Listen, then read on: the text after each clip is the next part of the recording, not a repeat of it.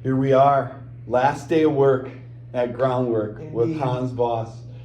30 years of forging ahead, and I am so honored to be with you on this morning of your last day in the office. Thank you. And as a dear friend, I want to take this opportunity to support you in pivoting from driving forward, holding the container, supporting people, servant leadership, embodied servant leadership, and to pivot out of all of that into your future. And I want to invite reflection today. And so I'm going to bring some things up here, Hans, that touch on what you've been up to for the last 3 decades.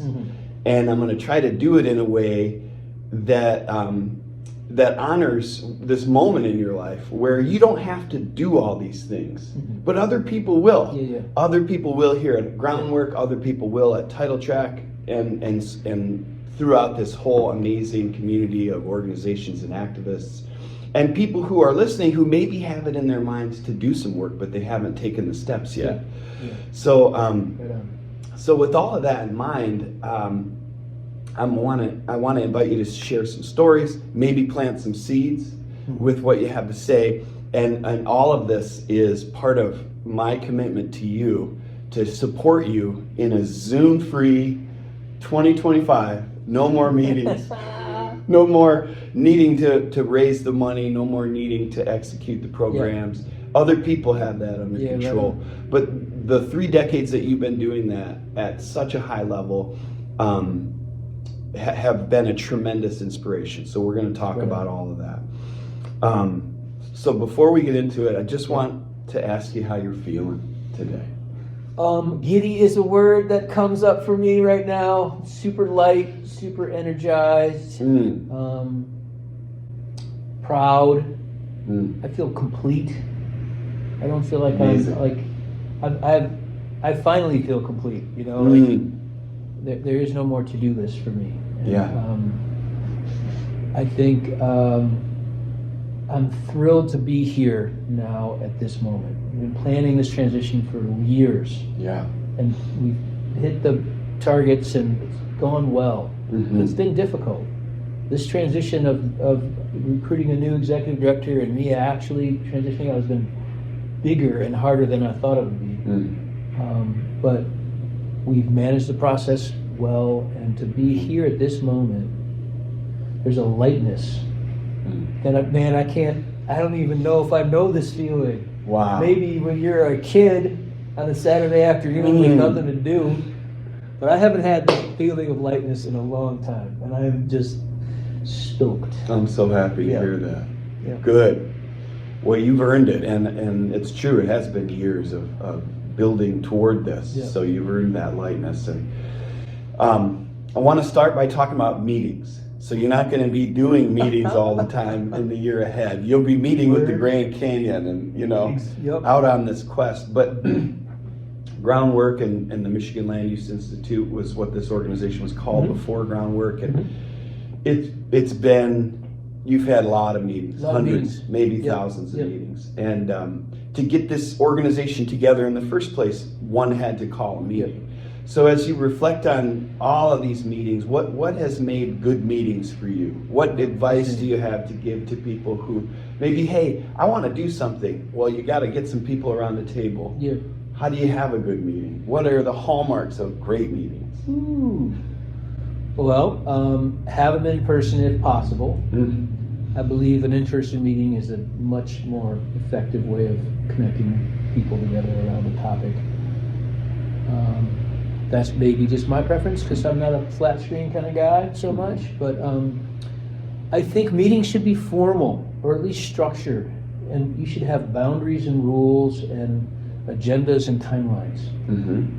I think most people really appreciate that when you say, you know what, this is a 1-hour meeting and here's the agenda, and we'll make sure we're all clear and we're connecting early on in the meeting, sharing some opener. I'm a well-known icebreaker question guy. Great.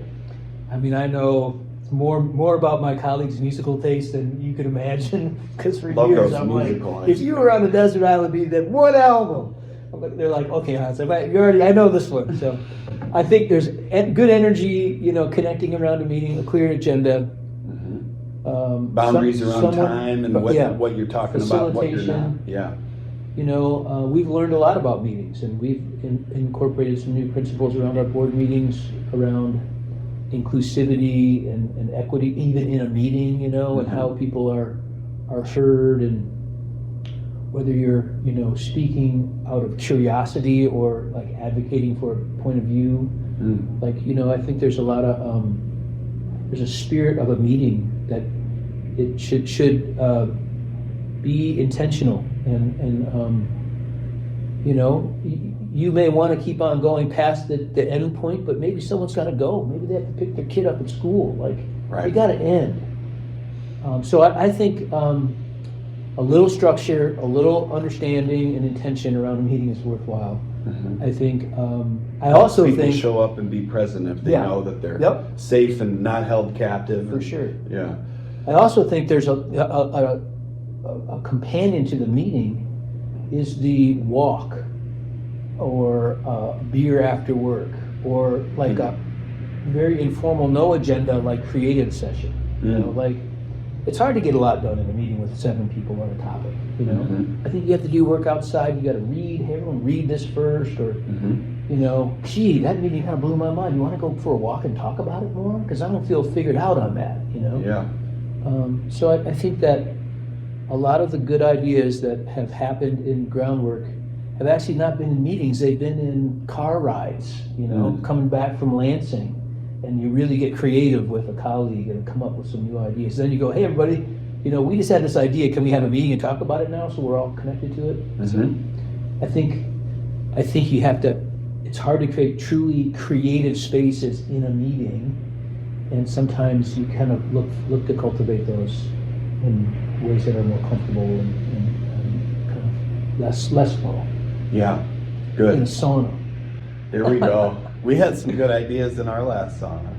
For sure. Word. And like, I don't know, for 15 years, Pangea's Pizza after work was where we hung out and talked stuff through. That's right. And people knew they could find you guys there if they had a good idea to throw at you. Yeah. Good. So let's talk about fundraising. Yeah. Development.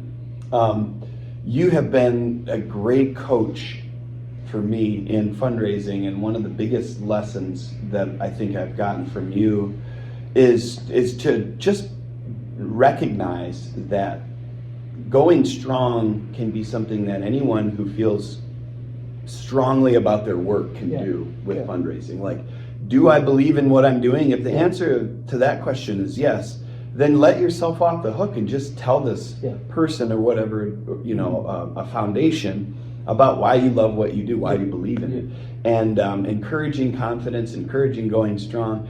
But there's a lot of nuance to fundraising, and you have done a lot of it over the years in a lot of different avenues. So to people who are maybe new at it or are sort of wondering how they might get started, I wondered if you could talk about how you approach building relationships with foundations, and then also how you would approach fundraising in terms of asking an individual person that you already have a relationship with to contribute to a cause. Yeah, man. Well, foundations are wonderful, and they're in business to put resources behind programs and causes that align with their mission. So once you are able to get your idea in front of them, you're in the conversation, and the whole idea is whether they're going to make a grant or not, which is a different dynamic than an individual donor. I think some things that have been valuable to us are like third-party endorsements. I know that you are funding this organization, and this organization is a partner of ours, and I've talked to the director, and she suggested that I might have this meeting with you, so you're kind of helping getting others open the door for you, because there's it's hard to just get your ideas heard by any kind of blind foundation. It's also like our board member knows your board member, so there's some kind of connection. Like, making that connection is is important even with foundations. Writing a clear, concept paper. Sometimes I'll have a meeting with the foundation and they're like, oh, this sounds good, this is what we're doing. And then I'll try to say, would it be helpful if I summarize this in a page and a half? Because then you're starting a little next step. Yeah. Can I just put this down on paper? It sounds like there might be a connection here. And that's not a proposal, that's not too formal, but at least you're starting to kind of move towards that. Because when a program officer says, okay, I think you should submit a full proposal, like that's game on, And then I also think it's helpful for foundations to check back and say, does this fit? Does this approach make sense for how your foundation will look at it? And kind of ask questions, and don't try to make a proposal perfect, but get it 3/4 of the way and then reach back to that program officer and say, what do you think about this? No, don't go that way, go this way, because it's about fit. And of course, you never want to veer outside of your mission. That's kind of a fundamental understanding about foundation fundraising. So the individual side, I think the question was, how do you build a relationship, or how do you approach sitting down with someone that that you're going to ask for a specific. So you talked about building a relationship with a foundation that you don't have a relationship with, and I think just getting down to relationships is so important, and it kind of makes it more human. It's like, well, here's this foundation, but who do I know that knows somebody there? How can we make it personal? And then how do I find out what it is that they fund? And then you're talking about keeping a dialogue going with them. So that's like starting from scratch and trying to approach someone. But then there's also this piece, and a lot of people feel awkward about this, at least until they have experience with it. It's like, well, who do I know that might have resources that digs philanthropy, or maybe they contributed to my kids' readathon or something like that. Now I really have this initiative that I want to chase, and let's say it's someone who has a big development that wants to come in and destroy a wetland that they have a deep relationship with in their backyard. They need to raise some money to build a campaign, and they feel very passionately about it, but they have no experience. But they do know some people that they might ask, but they have no idea how to go about it. Like, what does that look like? Well, that's important stuff for sure. I've done it, 100 different ways. An existing friendship is beautiful, but you can create a friendship quickly. You can say, Seth Bernard's my friend, and he said you might be interested in this issue. Would you be willing to meet with me? And you start that connection. I believe in the personal side of the work. I'm naturally interested in people. I think it's really important to understand who you're with. And kind of their story.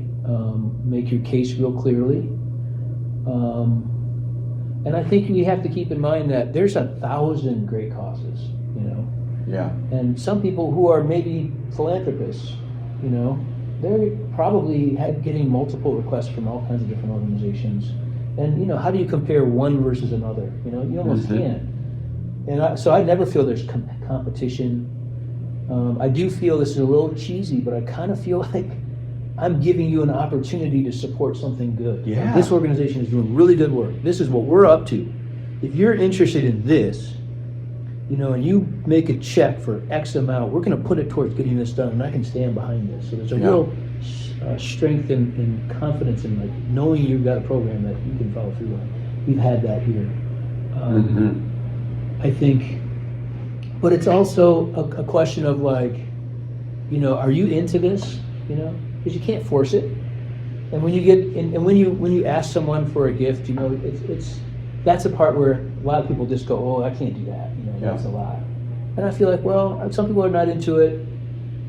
If you're able to ask someone for a gift of a certain amount of money, and you always want to put a dollar figure on it, and they say yes or no, it's like, okay, thanks for thinking about it. No's fine, or let me think about it and get back to me. That's when you get into the follow-up, process, which can be, crucial and takes a tremendous amount of persistence.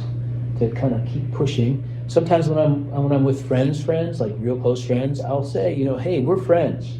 I'm about to ask you for $10,000, and whether you say yes or no, we're still friends. Yeah. I'm not going to be just a little bit delicate. Mm-hmm. I frankly won't miss that. I mean, because some people are like, oh, you're going to ask me for money, and that's another thing is when you're like going out on a bike ride or like going fishing, don't just drop an ask on your buddy. That's not a good move. Set it up ahead. Say, hey, of time. Can we meet next Thursday? And in this meeting, can we actually have a meeting where I can ask you for your support for this project?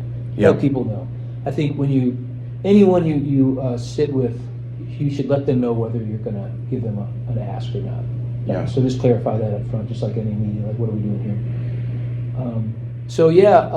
Personal connection, not being afraid of a no, respecting other causes, following up is crucial. Not taking it personal. If someone doesn't email you back, just email them again. Like I'll keep track. Sometimes it's a little bit outrageous. I am a little bit off the hook on this.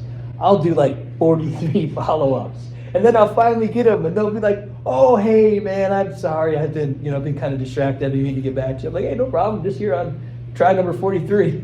I feel okay. I'm in. I'm like, "Great, thanks." Yeah. I just don't take it personally, and It sounds a lot like booking in music. Yeah. Where it takes a lot of nudging. You can't take things personally, and you can't veer into negativity at all. No. And no pressure. You can't pressure them in a way. Yeah. Right. So, yeah. But it's almost like you treat it like research. Like, I'm really passionate. I want to play at this venue, and if I don't get it, I'm curious. I wonder what I could do differently next cycle. Right. Is there a way that I could? What can I do between now and then to look at that? And with foundations, sometimes it's just not a great fit, or individuals like, well, we're only going to fund this now. But again, like that curiosity. Well, do you know some other people in the community that are funding this, like artist cause relationship, or whatever it is that we're looking for? And I think that one thing we talked about in our last interview was not taking things personally when you're, working on a cause or a campaign, to be like, well, these people aren't my enemies. We're just working toward two different outcomes, and we're going to be civil while we do it. And with fundraising, it's so important to not take it personally if you get a no, because you're going to need to keep trying. You're going to get a lot of no's in this. And then also, it's like, if you don't try at all, the wheels just start to fall off. And it's like not changing your strings on your guitar. It's like, well, I love music, but I hate changing my strings. I'm just not going to do it. And all of a sudden you're breaking strings. So you have to raise money, and you have to learn how to lean into the growth edges, the places where it's uncomfortable. And for me, you have helped me in a tremendous way in that way. And you've made it seem not only possible, but just actually kind of fun, because it's like you have the opportunity to build relationships with people who are actually very interesting and who are making a tremendous impact. And people in philanthropy, holy cow, you start to get to know people who are grant officers for these organizations and how their paths led to the work that they're doing. It is always compelling. It's like, these are people who are in it to help. And like you said, anyone who is potentially funding causes wants to be doing this work, and they're seizing an opportunity to have an impact. And so seeing it through the lens of opportunity is real. And you helped me see that, and just take myself out of the blender where it's just like, oh, what am I going to do? None of that is helpful. No. You just got to step right into it. No, right on. Yeah. That one point you made is right on too. That in one way or another, you really do need to get to know the people. Yeah. Sometimes I see people just like pitching, fill in the space. This is what we're doing. This blah blah blah blah blah blah, and it's like, well, that's a little too much information, and I'm not taking the time to know you and your story and what your interests are, and what your pathway was to get to this point. So it's just making a human connection before getting to the pitch is important. For sure. Fiscal sponsorships is the next thing to talk about. This is something that Groundwork has done, and this is something that maybe people who are out there who are maybe thinking, wow, I want to start a whole organization. Well, sometimes you don't have to start from scratch. You could get a fiscal sponsorship from an existing nonprofit if your idea is solid and is aligned with their mission. And Groundwork has done a lot of this. And I'm curious if you can break down like an example of a fiscal sponsorship that is a real win-win. Well, first one that comes to mind is Flow for the Love of Water here in Traverse City. Fantastic group. It's kind of a funny story because Jim Olson is a living legend hero, and he was a founding board member of the Michigan Land Agency in 1995. And we worked on a lot of stuff over time with Jim. And he had a nonprofit organization that was a conflict resolution organization called Connections, I think. And he basically took this nonprofit and kind of gave it to establish Michigan Land Agency, the ship of the name. And it was a beautiful, simple way of getting us off the ground. And then 20 years later, he came to me and said, Hans, I'm going to start a water, public trust-based advocacy policy organization called Flow. Would you be our fiscal sponsor? I'm like, of course. Yes is the answer to that. And Flow's gone on to become one heck of an organization. They've been around for some time. And, it's not, it can be a lot to manage all the administration of a startup organization, and sometimes a lot easier to hop in with an existing nonprofit that can perform some of those roles. So that was a very successful, it was probably a 5-year hosting of their organization. So we're doing administration and have a connection, a certain accountability, shared accountability towards the success of that organization. I think it's important that the host organization is intentional about wanting to do it and being kind of having a plan, because it can be that you get dozens of requests and you're not like resourced to handle them properly, and people are like, Hans, you can't just go out and bring some organization into this. We're already stretched. It makes work for your bookkeeper and other administrative. So I think like Michigan Environmental Council does, they're set up for fiscal sponsorships. It's kind of part of their role, which is a beautiful thing that they're doing as a kind of major. They get a percentage. They just have a deal like, okay, this is how we do it. This is our percentage, and it's very helpful. So I don't think just because you're an existing nonprofit, it always makes sense to be a fiscal sponsor. I think you have to say, this is part of our mission, and create a little bit of capacity and resources within your organization. But the TC 350 stuff that we did, Michigan Climate Action for a while, network, it's also a really important part of helping colleagues and partners, get off the ground. So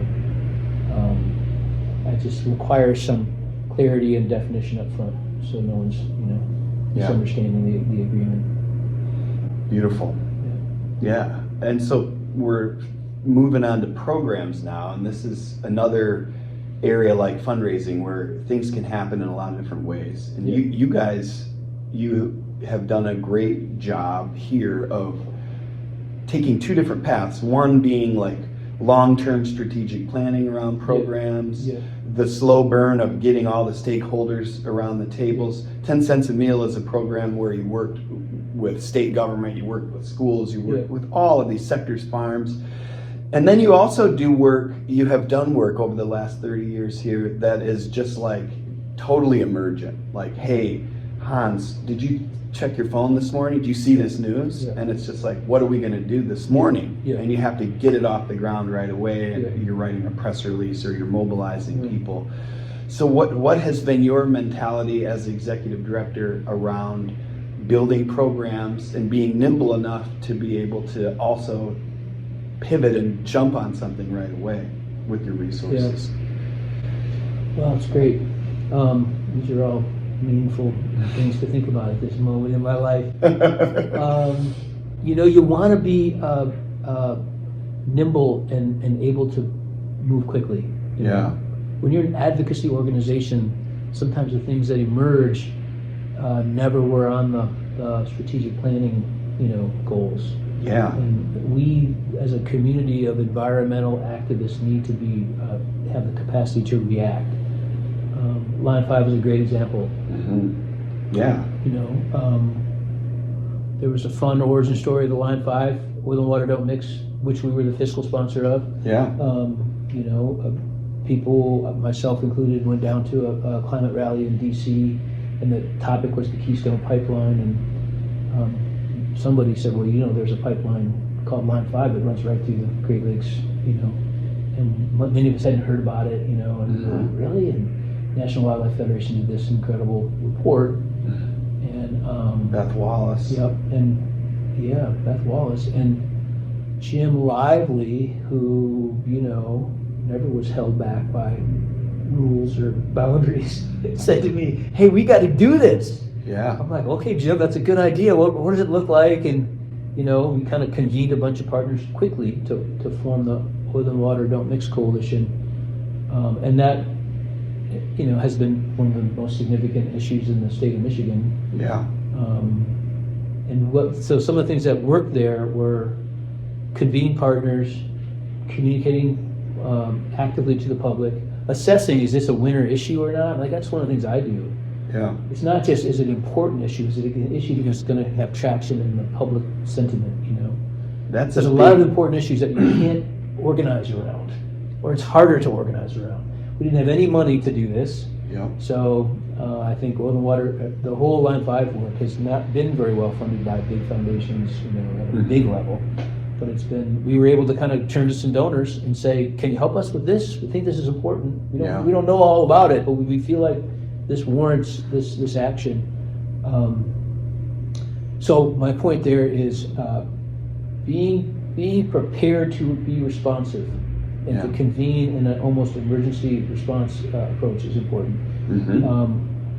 Certainly, and I guess I mentioned it a little bit, like picking issues that you think you can build broad coalitions around that will unite different perspectives is so important in the farmer school work, like the train, and that piece local solar in northern Michigan is a winner. Yes. We can talk to people who don't believe in climate change about the benefits of keeping your energy dollars local. Yeah. So there is a little bit of a strategy. It's like, is this program going to have legs? And then while you're having that conversation internally, someone should go external and say, does anyone want to bring some resources to this? Yeah. Because if there's a startup chunk of money, okay, let's give it 6 months and see how we're doing. Yeah. And you're very transparent with the donor or the foundation. Like, we're not sure, but we want to take 6 months to take a look at this issue and see if we can build something bigger, and we'll come back and report on our progress. Yeah. So not waiting too long to bring resources, because nonprofit organizations always have limited staff and limited capacity, and you can't burn everyone out, working every night. You have to have some life balance, and oftentimes that's a question of lack of resources. So I think it is partners. What does success look like?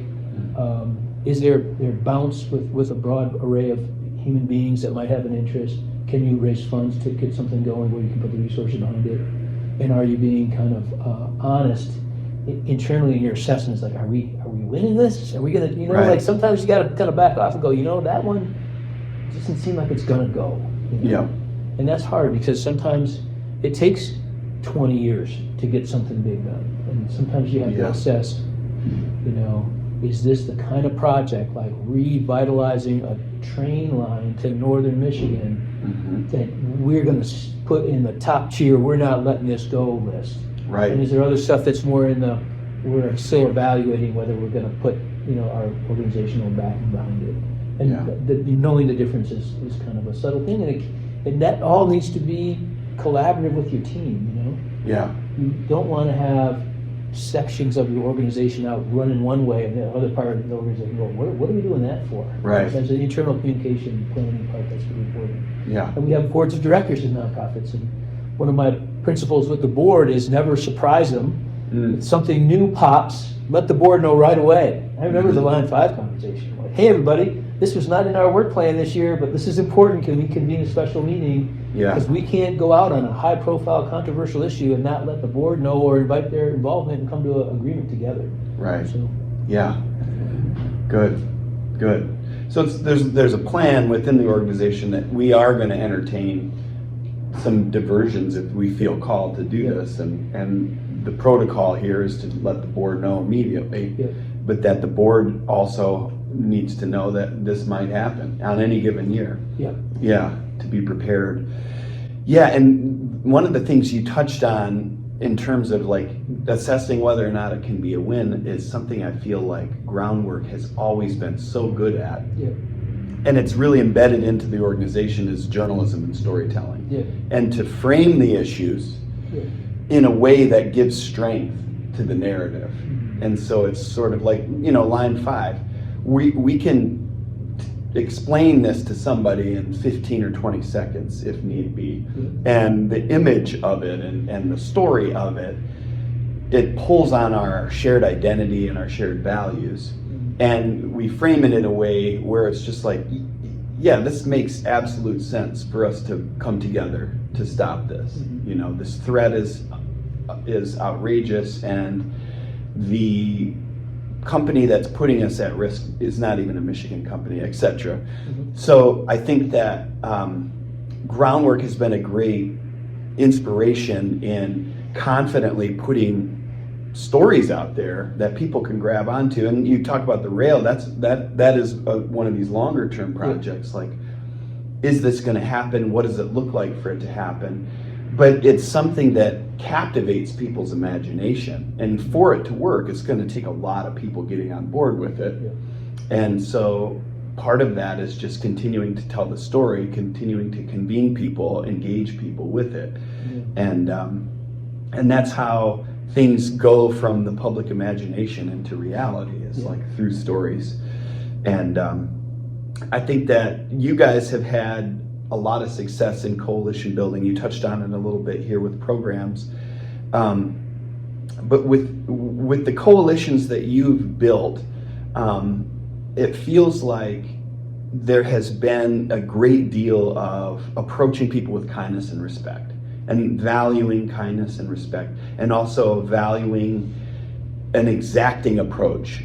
So you're building a coalition, what is it for? It's for this cause. And the people that are around this table are clear on what they're working for, and they don't necessarily agree on the full spectrum. So what is your, how have you pulled this off? It seems increasingly difficult for people to do, but when people come together, they desperately want this. We want to be closer with our neighbors and our community members. We want to come together and figure out how kids can eat healthy in our school. But how can we come together and build a coalition where people aren't just mad at each other all the time and taking stuff out on each other? Yeah. Appreciate that point. It's a big one. I think, oh boy, it starts in your heart. It really does. It sounds cheesy, but it's not tactical. It's like, is it sincere? It's good to have relationships, loving relationships with people who have radically different views from you. And you can be like, okay, well, boy, you and I disagree on all this stuff, but we have respect for each other and even love.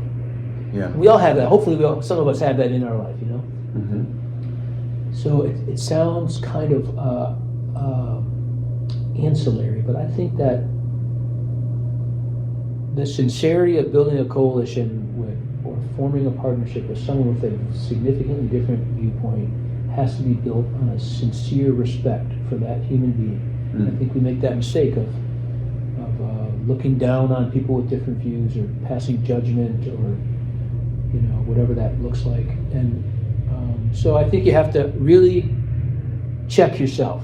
Am I being authentic about this? I'm going to go call up the CEO of this company. Am I really here? Am I ready for this? Yeah. I'm like, okay, Mr. CEO or Mrs. CEO, here's what we're up to. I know you're over here, but we have a common interest, and I'm not going to judge this part of what's going on. I would like to stay on our common interest, or maybe it's political, someone with a different political persuasion. And I also think, so to answer the question more specifically, local is good. State lobbying organizations, that's tough. Trying to find a a complete connection with a lobby group for some other side, that's more tactical.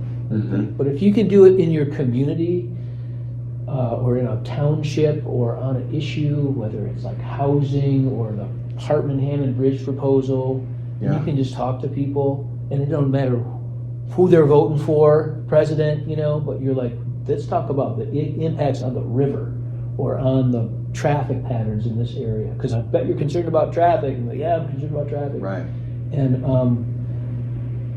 And that sense of we're neighbors. That don't I coach your daughter in soccer? Like there's so many connections in communities that hold us accountable as human beings.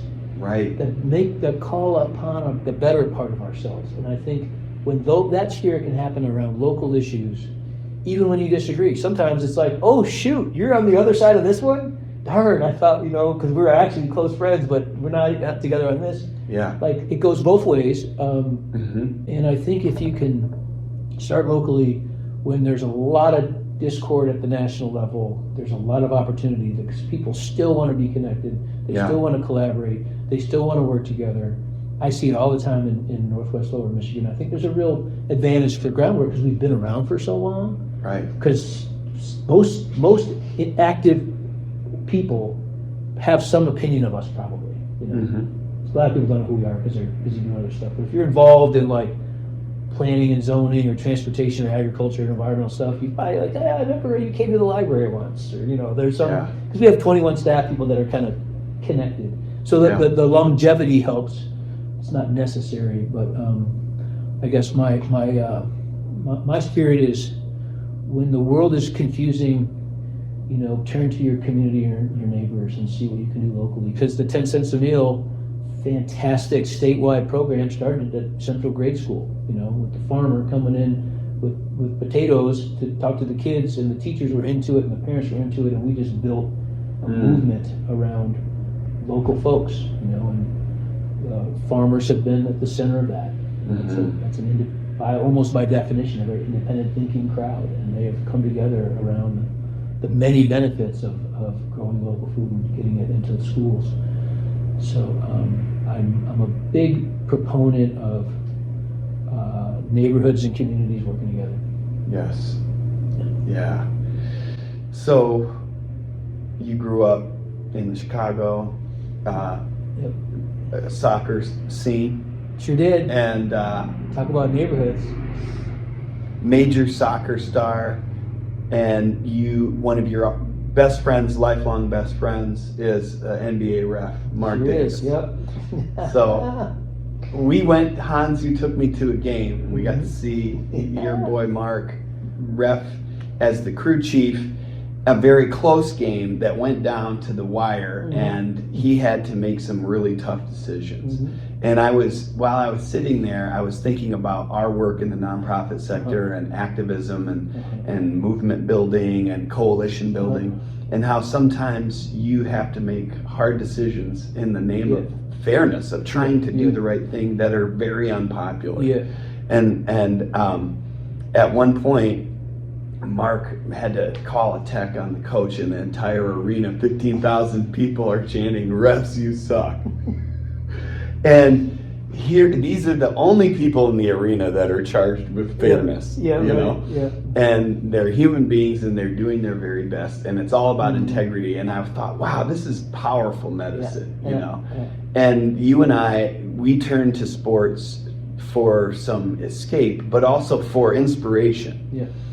And so as you sit here and reflect, it's almost like you're LeBron or you're MJ or D Wade or something, Kobe on the last day, looking out over the career. And I'm thinking about moments of glory, but also those moments like Mark experienced, of like, wow, how can I carry myself with integrity while I know that I have just had to make a very difficult decision that's tremendously unpopular? And specifically as the leader of an organization. So again, it's servant leadership that you've embodied, but you have to balance like caring for people and also doing what is right and what is fair. So what, me talking about this, the gears are turning. What are you reflecting on in terms of some of those difficult decisions and what you had to draw on within yourself to do those hard things? Well, it's great. It's good stuff to think about now.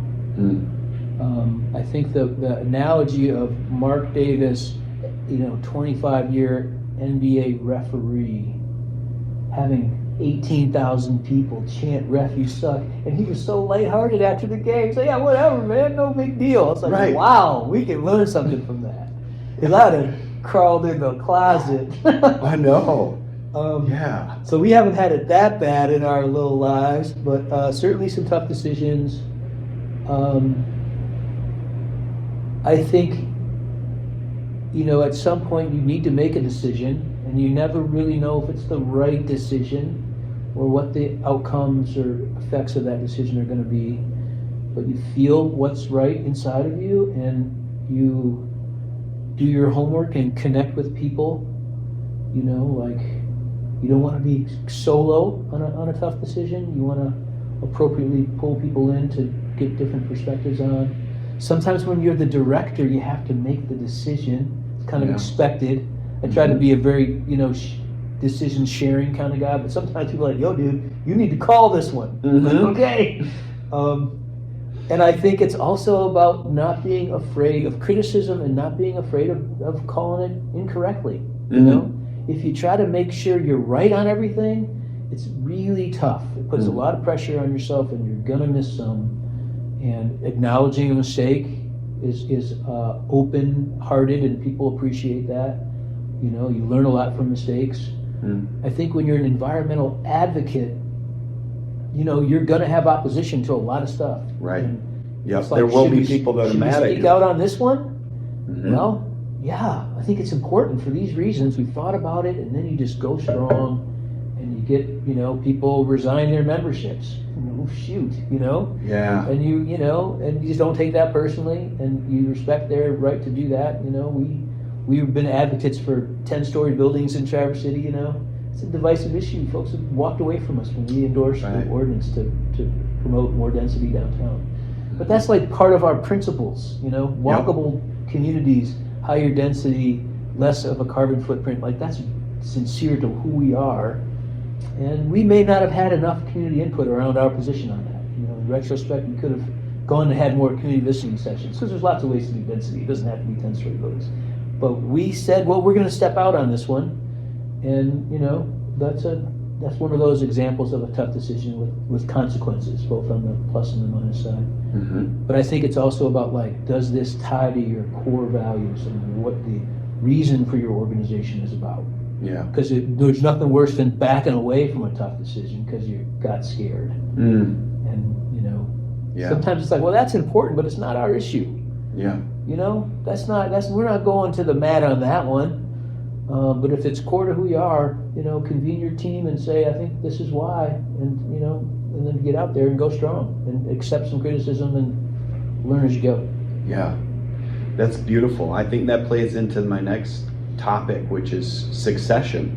Yep. So you've been really engaged in stewarding your own departure from the organization, but also not being the central force in it and doing it in an equitable way. And again, knowing what the core values, knowing intimately the mission, keeps everybody on the same page and allows the organization to be its own being.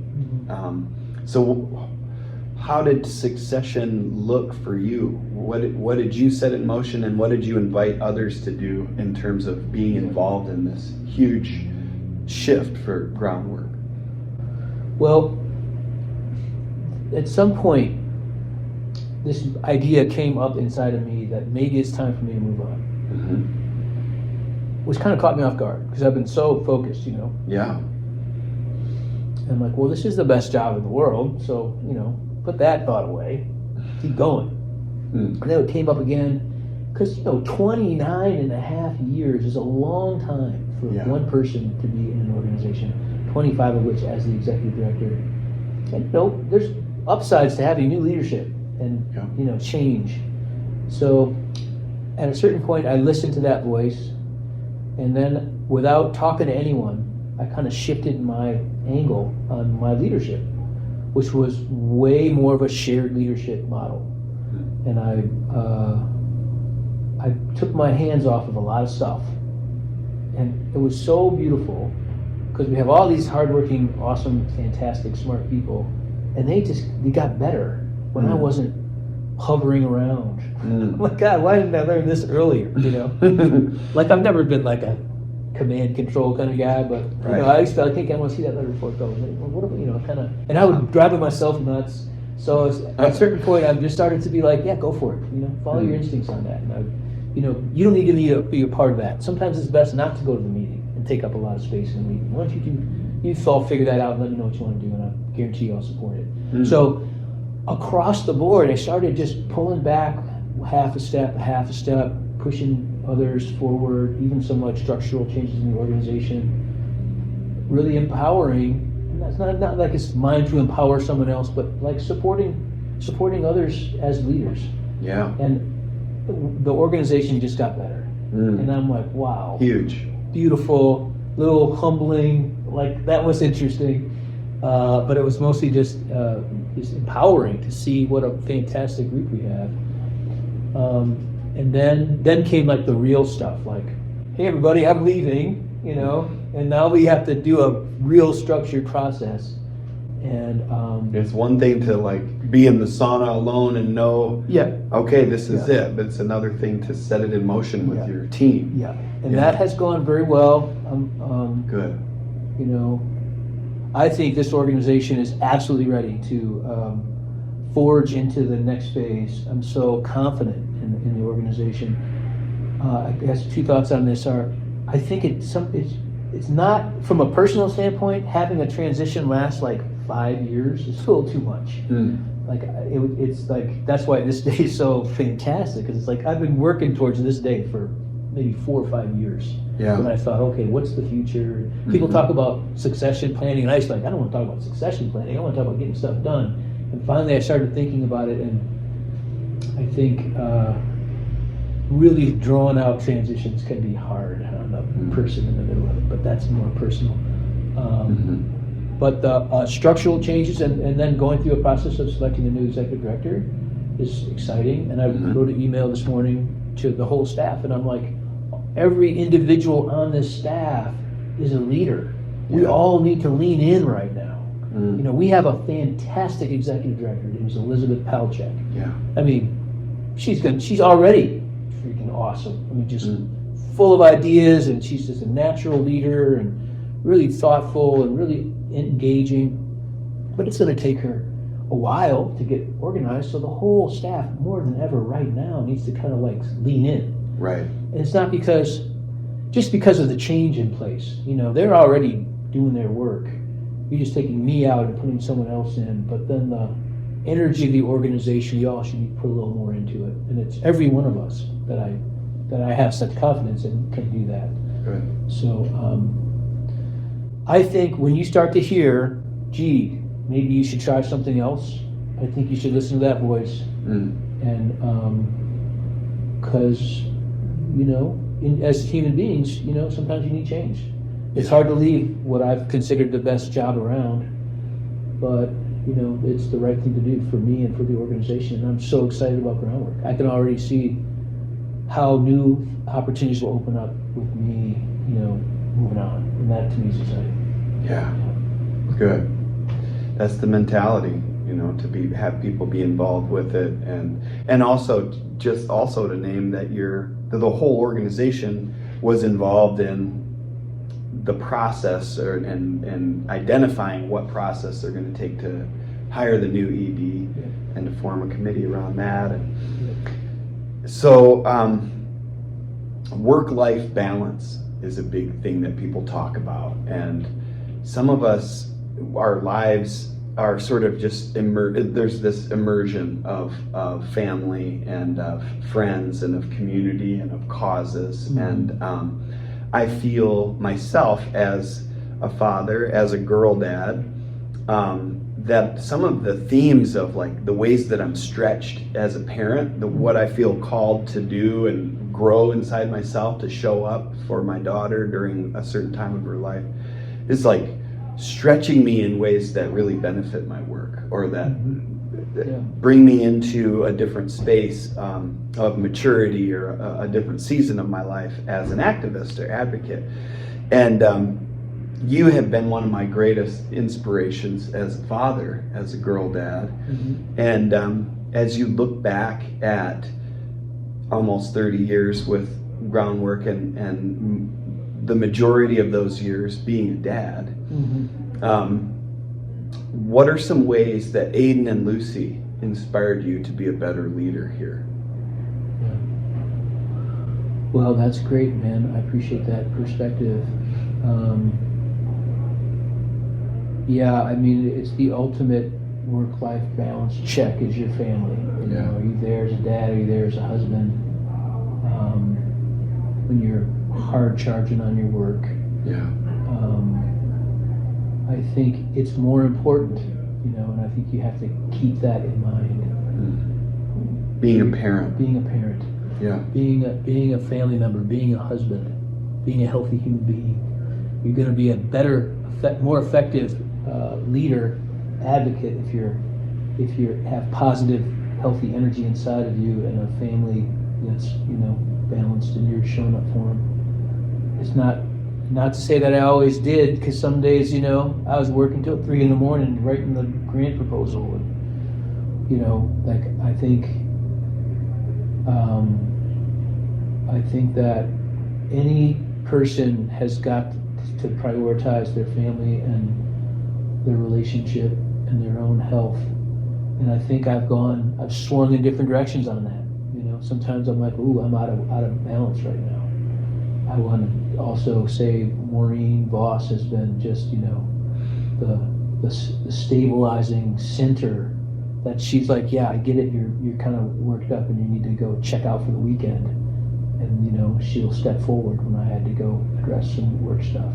Or like, I got to drive to wherever for some township meeting, you know, I'll be back. And, you know, she put the center to our family that has been so valuable. And I think with kids, you know, it's just the most significant reminder that you need to keep your priorities straight.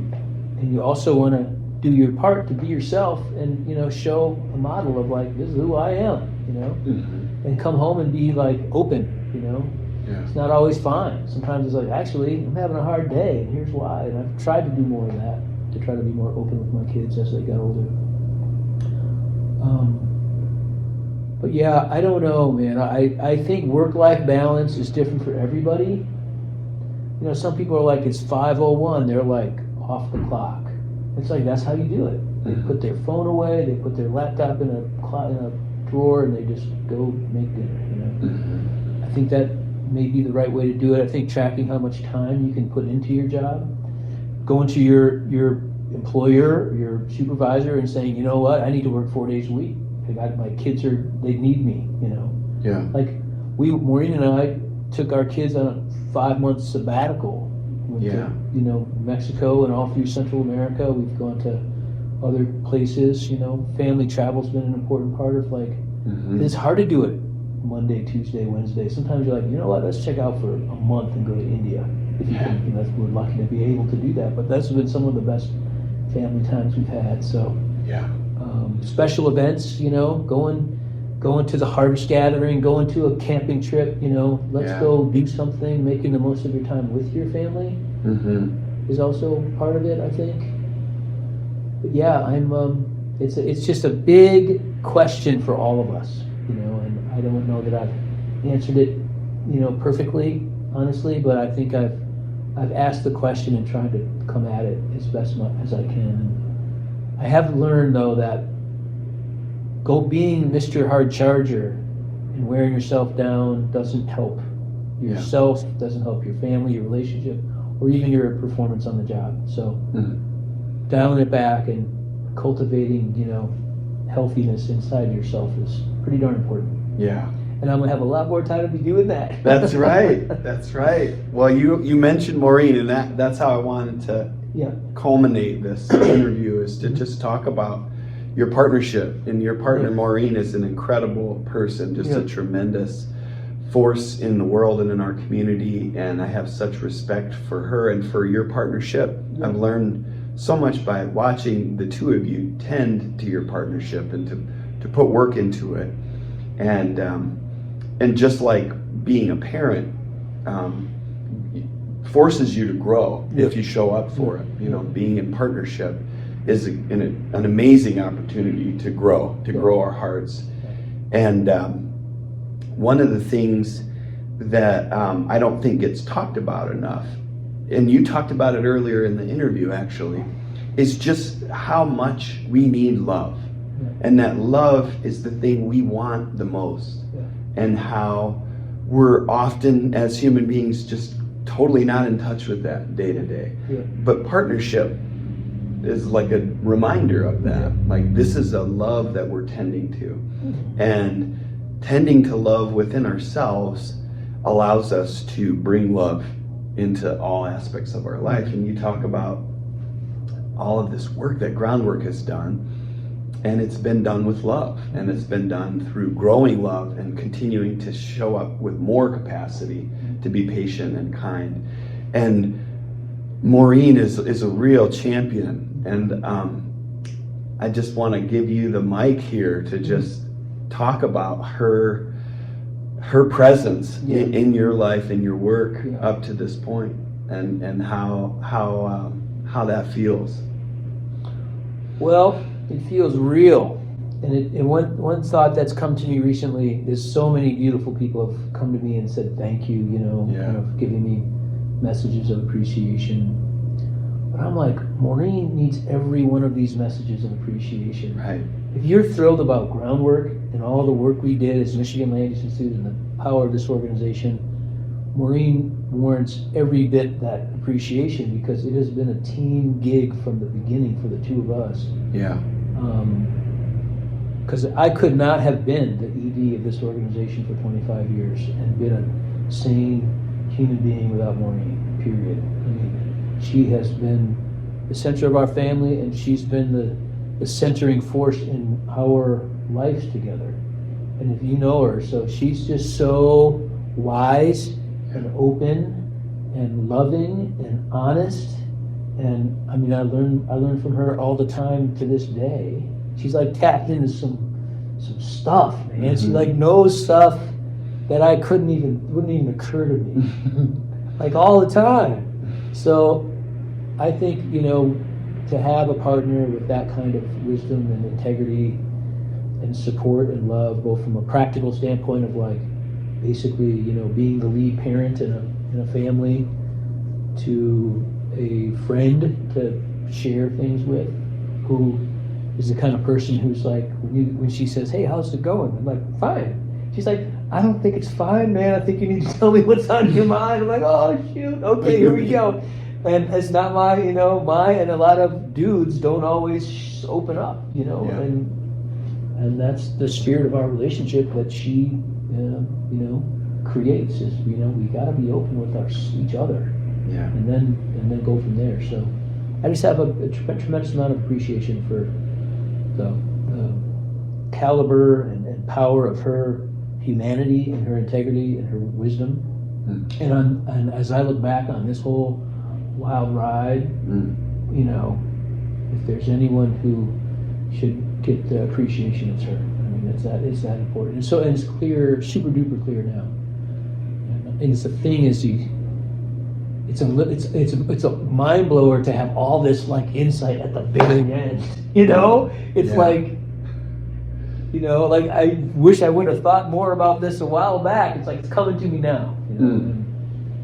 But it's coming in waves. And that's beautiful. And I'm just sort of riding these waves and floating in a positive way and appreciating the insights and looking back on 30 years and all the good people that have made this happen. Yeah. It's not about me at all.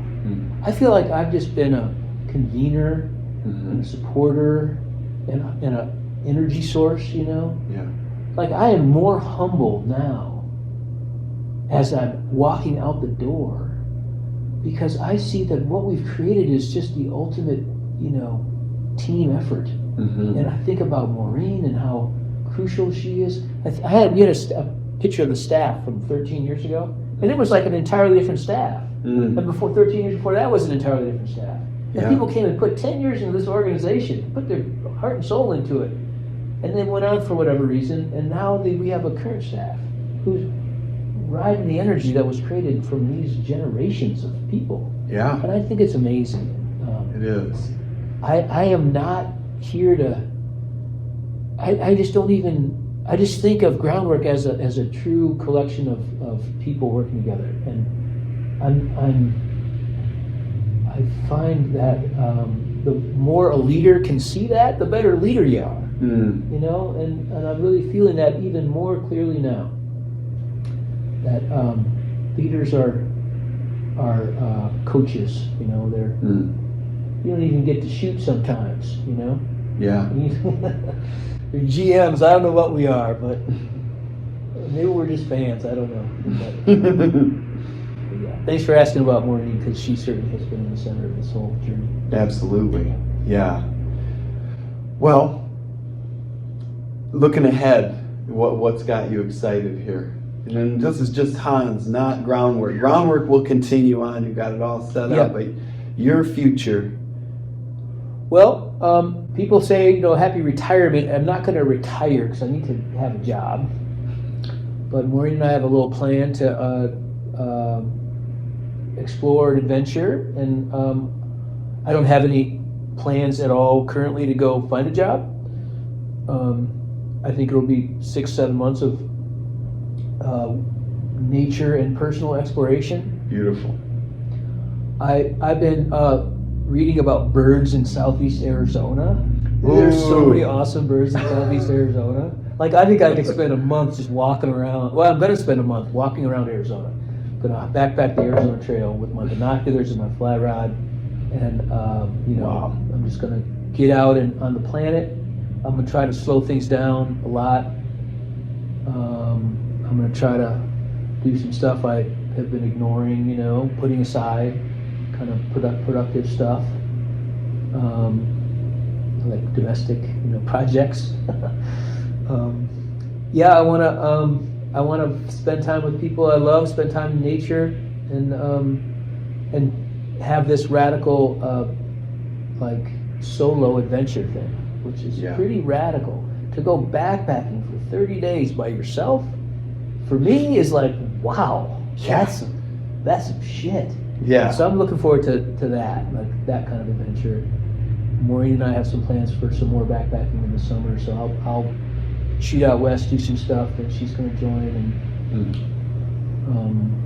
yeah, I'm pretty excited about it. I'm ready. I've always been someone who's quick to find, you know, to be able to step out of work and go fool around and be, you know, engaged in what I'm doing, and now I'm like actually doing that for the long haul. So I don't think I'm going to be like wigged out, missing the responsibility, or I'll miss the people, and I'll look back on a lot of my experiences. But I'm pretty good at having fun.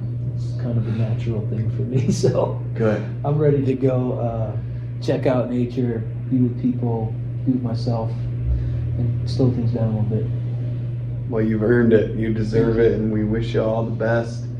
And you know, blessings on the path ahead. And as you lean out really hard, just don't be afraid to let us know how you might want to lean in when the time comes to lean back in. Right on. But for the time being, I will not be sending you any Zoom invites. Nope, no Zoom invites are welcome. But I will be coming to the Alluvion to play for you on January 10th. Word. So, folks, come on out, catch me, Dede Alder, and Gregory Stovetop in concert, honoring Hans and also Elizabeth, welcoming Elizabeth as well. Yes. So, and please do jump on board Groundwork's social media and mailing lists, and follow this good work and this incredible organization as the momentum continues to build. And blessings on the Seth. path ahead. And I'm just picturing a whole lot of birds in your future. Right on. Yeah. Great. Thanks, man. Thank Appreciate it. you.